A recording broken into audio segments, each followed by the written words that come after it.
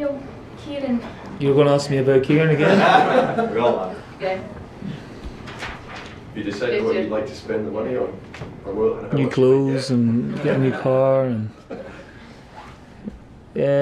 Well, I mean, there are a number of positions that we would like to maybe add to the squad, but that'll take care of itself hopefully in the next couple of weeks. Yeah.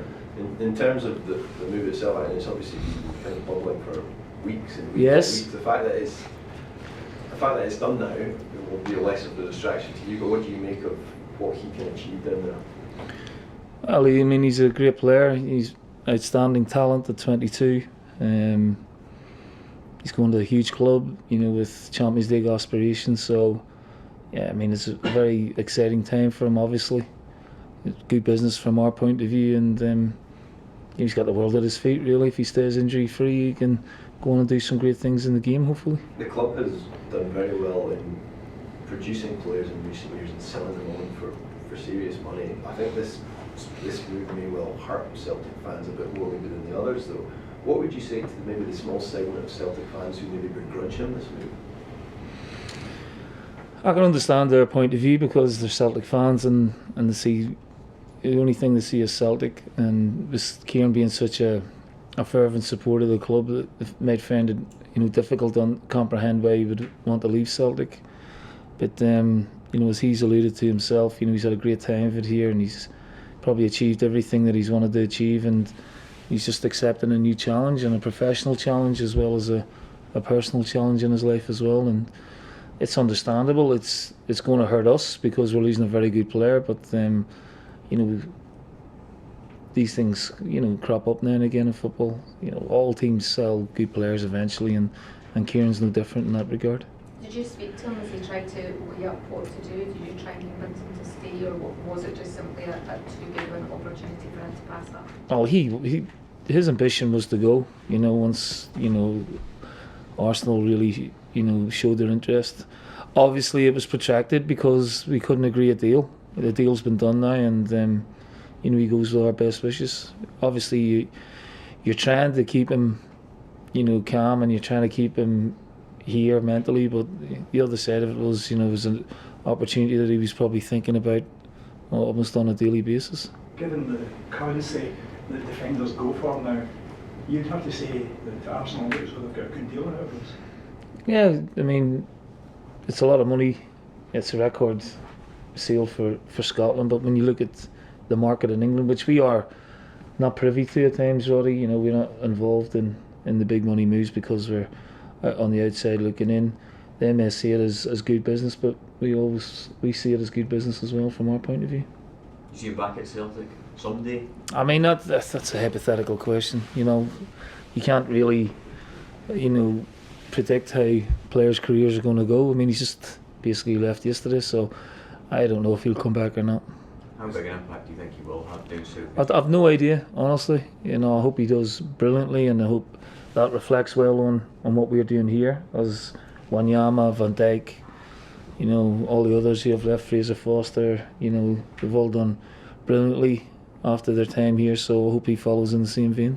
Neil, does the funds from Kieran's departure, does that now make you shift where you were in terms of who you would go for in your target list?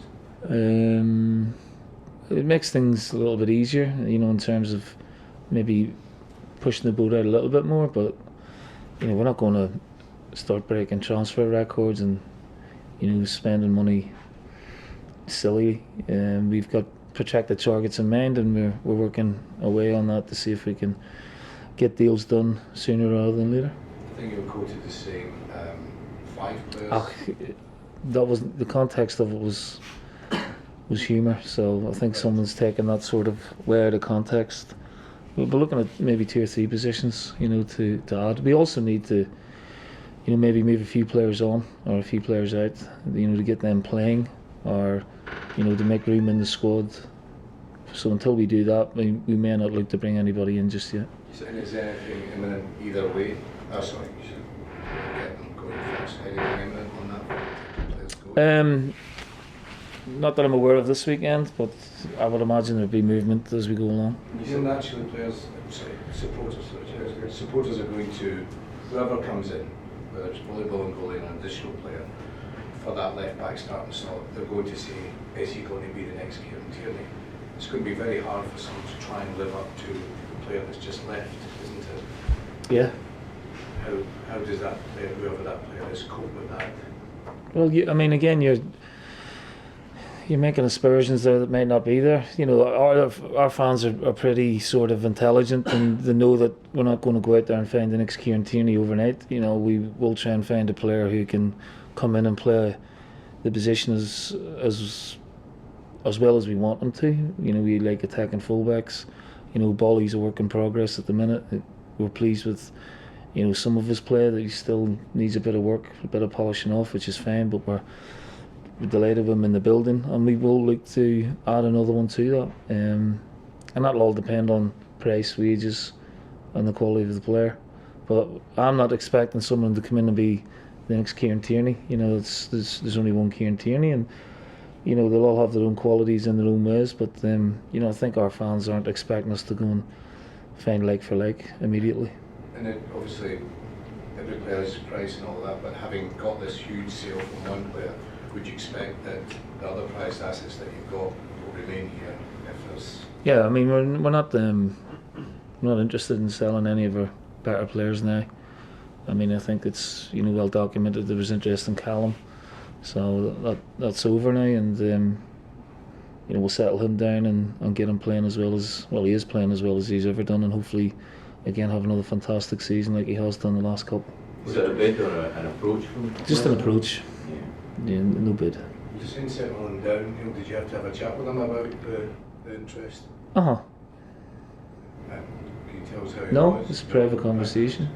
You said on Wednesday, he was interested in Scott Sinclair. You'll be very happy he's still here. Yeah, well, I mean, again, he's finding it difficult to get in the squad at the minute, but it's very early days, and as the season goes on, we'd imagine Scott will make a contribution, but there was interest in him, and that never materialised fully, and he'll be in the squad for tomorrow.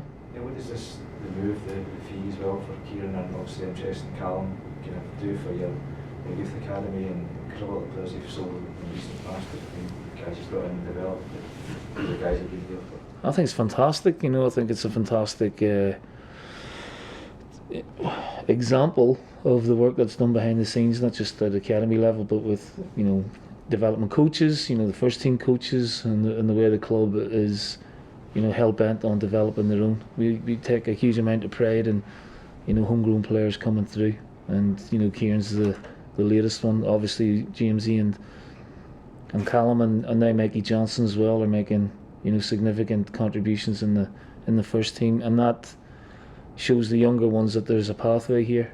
You know, if you do the right things and you protect your talent, and if we recognise that the talent is there, then you know, there's a real ambition here and a real opportunity to play first team football on a regular basis. Did you see a difference, having been away, what, 5 years was it, and coming back, and the level of players that are coming through, the work that was done in the time?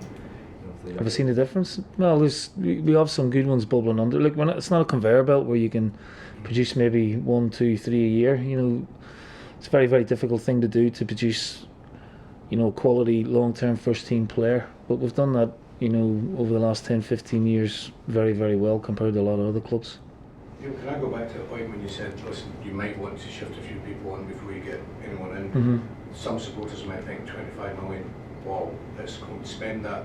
Is it the way you manage, you want to manage a less bloated squad before Yes. you bring others in? Yes. Right. You know, you don't want to clog up positions and departments within the squad. I'm happy with the squad. It's good, but we're looking to add, and if we're going to do that, then we'll maybe have to move a couple out. Neil, ahead of tomorrow, you have any fresh injuries? Hatem is a doubt. You know, he came off with more of cramp than anything else. You know, again, he hasn't trained much, and he's been thrown in the deep end with the 2 games in the 3 days. He's done brilliantly, so he may miss out. Mikey Johnson probably miss out tomorrow, but will be fit for Tuesday. And Jozo is obviously suspended. Okay, and Motherwell themselves, do you think this is the kind of game that perhaps you have to adapt your style? Last week, obviously, you're at home, 7-0 win, free flow attack, but would you have to kind of adapt your game, more physical, tie, especially with some of the new players? Yeah, possibly. Listen, it's going to be difficult anyway because we didn't get back to 4:30 on Thursday morning, and it's a 12 o'clock kickoff, so the turnaround is very, very short. So in terms of mental and physical recovery, it's difficult. You know, very high octane game on Wednesday night. The players played brilliantly, got a great result, but we know that, you know, Motherwell at home, Stephen's done a brilliant job there with, you know, he's another one who's had to lose some really good players over the years and sort of reinvent the team over and over again. He's got some new players in, they look reinvigorated. Tight ground. It's going to be a tough game. We have to be ready. You know, the players know that we're in two competitions, important competitions at the minute, and you know, this is the most important game of the season because it's the next one. Is that something that everyone has to familiarise himself again with, the quick turnaround, TV dictates, etc. for the weekend? I think it's a tough ask for the players. You know, if we come through against Cluj, and I say if because, you know, the tie's still in the balance, obviously. Then, you know, by the end of August, by the time we play Rangers at the end of August, 1st of September, it'll be 9 games in the month. You know, 4 league, 4 potential Champions League, and a League Cup tie. You know, and it's a big ask. And this is, you know, I'm not complaining, but we have to get on with it. But it's a big ask for them to turn things around very, very quickly and play at the same levels, you know, in a 48-hour period. Is there better scenarios as far as you would see in terms of the way the fixtures could be laid out? Well, yeah, I mean, I would like a 3 o'clock kickoff for a start. You know, it would have helped. You know, give us a little bit more time to help them recover. But it's a TV game, so obviously it's important. I'm not, like I say, I'm not complaining. It's just quite demanding for the players at this minute.